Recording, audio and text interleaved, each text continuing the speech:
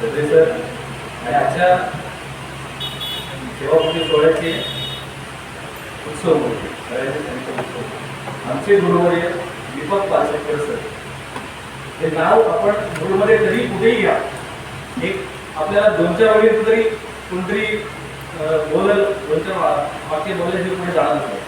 कुठेही भेटल्यानंतर सरांना आवाज येतो. सरांचं लक्ष नसतं तरी पण आम्ही सरांना आवाज दिल्याशिवाय पुढे जात नाही. आम्ही आज जे काय आहोत ते सरांमुळेच आहोत.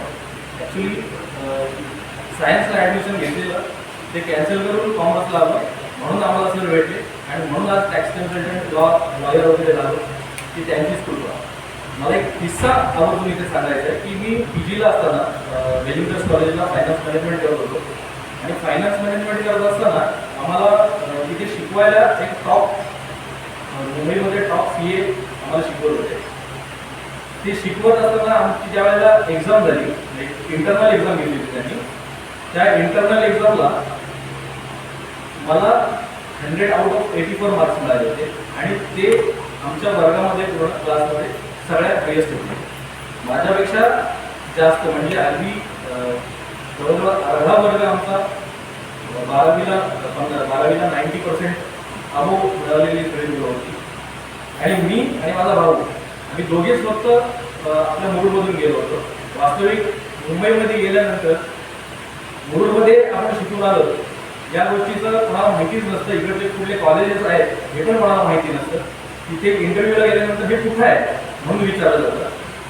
पण अभिमानाची गोष्ट ही की ज्या वेळेला मला 84 मार्क मिळाले त्यावेळेला त्यांनी मला माझा फक्त पेपर साईडला ठेवला होता आणि सगळ्यांना विचारून झालं कोणाला किती पर्सेंट वगैरे. आणि मला त्यावेळेला थोडं ऑकवर्ड फील होत होतं की मला 66% मिळाले हे मी कसे चालू, कारण सगळे 80 आलो. म्हटलं मला 66% आहे. अकाउंटचा पेपर तू कॉपी केलीस का? म्हटलं सर मला कॉपी करताच येत नाही. सगळ्यात महत्त्वाचा होता. तर त्याने तो पेपर साईडला ठेवला होता. तू म्हणे एकाही प्रॉब्लेमला कुठल्याच त्याच्यामध्ये कॉलम का नाही आपले? म्हटलं आणि म्हणे सगळ्यात अगोदर जवळजवळ 90% किंवा 95% मुलांनी फायनल अकाउंट हे पहिले सोडवले आणि तू सगळ्यात शेवट सोडवले. तू एकच मुलगा असा आहे वर्गातला की तू फायनल अकाउंट हे सगळ्यात शेवट सोडवले. असं का?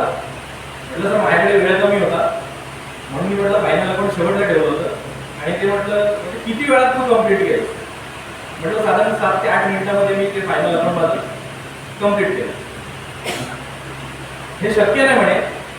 म्हटलं मी सर एवढंच केलं की म्हटलं ते कॉलम्स फक्त आखले नाही, ते कॉलम्स आखले नाही सगळ्याचे म्हणून तुला बोलते मार्क्स फक्त कमी पडले. नाहीतर तू अख्ख्या कॉलेजमध्ये तू 90 अबोव होता आणि अख्ख्या कॉलेजमध्ये तू या अकाउंट्समध्ये एकटाच हायेस्ट आहे आणि एकटाच पहिला आला. तर याचं क्रेडिट कोणाला देशील? तर म्हटलं ह्याचं संपूर्ण क्रेडिट मी आमच्या सरांना देईन, आमच्या गुरुवाऱ्यांना देईन. आणि तिथे मी अख्ख्या कॉलेज समोर नाव सांगितलं की दीपक पालशेकर सर ज्यांच्याकडे आम्ही 12वी 11वी पासून अकाउंट शिकलो.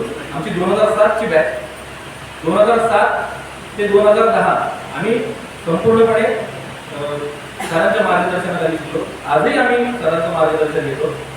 ज्यावेळेला आपण या राजकीय क्षेत्रामध्ये जरी वावरत असलो तरी पण मूळमध्ये फिरत असताना किंवा मूळमध्ये ज्यावेळेला आपल्याला काही गोष्टी माहिती पडतात त्यावेळेला सरांचं नाव आल्याशिवाय अकाउंट आणि सरांचं नाव आल्याशिवाय काही बँका ज्यांचं राजकारण असेल किंवा त्यांचं अर्थकारण असेल पुढं सरकत नाही. आणि ही सगळ्यात मोठी अभिमानाची गोष्ट आहे.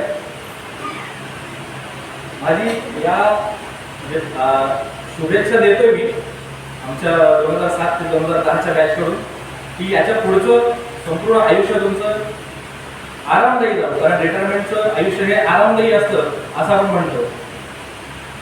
तुमचं आयुष्य आरामदायी जावं असं जरी वाटत असलं तरी त्यांचं ते करून देणार नाही आरामदायी, हे आम्हाला माहिती आहे.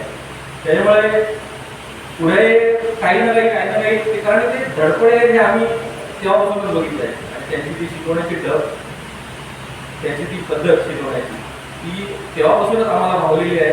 कधी कधी तर आम्ही सरांची मिमिक्री पण करायचो. तीच परंपरा, ती शिकवण्याची परंपरा याही पुढे चालू राहावी. आता खरं म्हटलं तर ती 11वी 12वीची मुलं ह्या कार्यक्रमाला असायला हवी होती. म्हणजे अकाउंट्समध्ये सरांनी घडवलेले, मी सरांनी सांगितलं की सर एक हिरा आहे, सरांनी पैलू पाडले वगैरे, पण सर एक परीस आहे ज्या परिसराला लागल्यामुळे आमचं सोनं झालंय. आज ओंकार जोशी सारखा मुलगा सरांच्या सोबत राहून म्हणजे सरांनी शिकवलेला मुलगा सीए झाला, आम्ही देखील टॅक्स कन्सल्टंट झालो. हे सरांमुळे झालं. आम्हाला अकाउंट समजलंच नसतं तर आम्ही इथे नसतो. आणि सगळ्यात महत्त्वाची बाब म्हणजे एक गोष्ट मी सरांची ऐकली नाही की सरांनी पाटीला पण मला सांगितलं होतं की तू एमकॉम कर. बरं एमकॉम कशासाठी करायचं होतं हे मला माहिती नव्हतं. त्यांनी फक्त एवढं सांगितलं होतं की एमकॉम कर. त्यांच्या मनात असं होतं की मी कधीतरी येऊन इकडे काहीतरी शिकवेल, पण हे मला त्यावेळेला कळलं नाही. पण एमकॉम केलं असतं तर कदाचित मी आज या शिक्षकांमध्ये बसलो असतो किंवा कॉलेजच्या शिक्षकांमध्ये जाऊन बसलो असतो.